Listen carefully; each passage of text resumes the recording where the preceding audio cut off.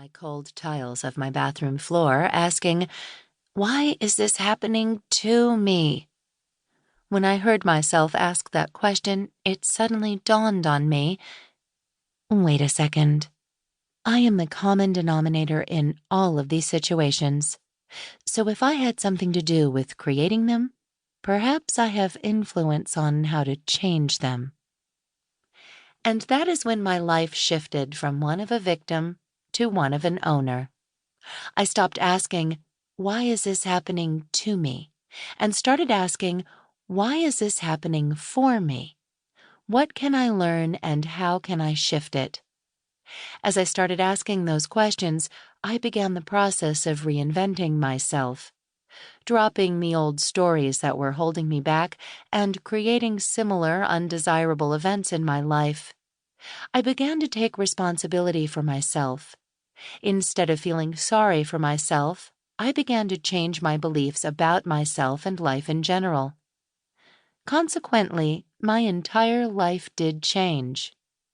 Today I experience those feelings of fulfillment, peace of mind, happiness, and love that I craved because I generate them from the inside. I have been off antidepressants for nearly a decade and do work in the world that I absolutely love. I have an amazing connection with my family and a group of friends that I call my soul family. I am not special. I have no superpowers. I just realized that the most powerful choice we have is how we define ourselves. Since this book has landed in your lap, that is the powerful choice that is in front of you right now. How do you want to define yourself? Do you want to continue to believe an old story about yourself? Do you want to continue to wait for someone else to change or someone to come along on a white horse and save you from yourself?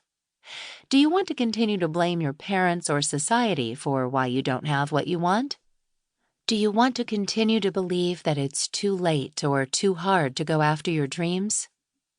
Even if you are tempted a tiny little bit to say yes to any of those things, Steve Chandler will lead you to take charge of your life in this book by shifting from victim to owner. He will inspire you to reinvent yourself and show you that it's actually not as hard as you think, or as you've been making it. I hired Steve as my coach 3 years ago, and he challenged me to get out of my comfort zone in terms of my business. In just 1 month, he helped me change my entire business model. He saw that I was playing too small and reminded me of a possibility that was more powerful than my fear of making changes. Sure, I was scared. But Steve reminded me that courage is not the absence of fear, rather it is feeling the fear and moving forward anyway. And Steve will do the same for you in this book.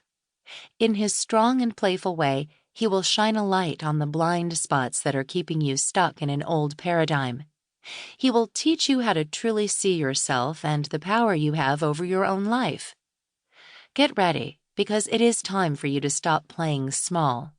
It is time for you to get out of that old, comfy story about who you are.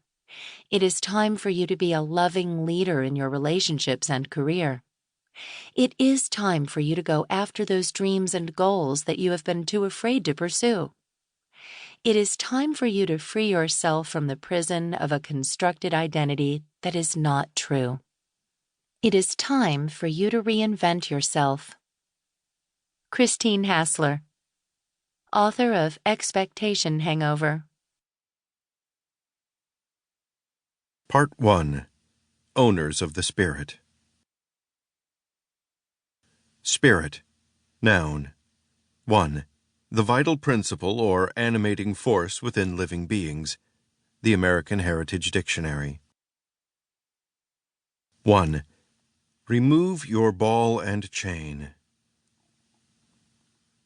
In order for us to learn how to be owners of the human spirit, it helps if we know what being an owner looks and feels like. It helps to have a picture. I remember a few years ago when I gave 2 of my daughters a picture.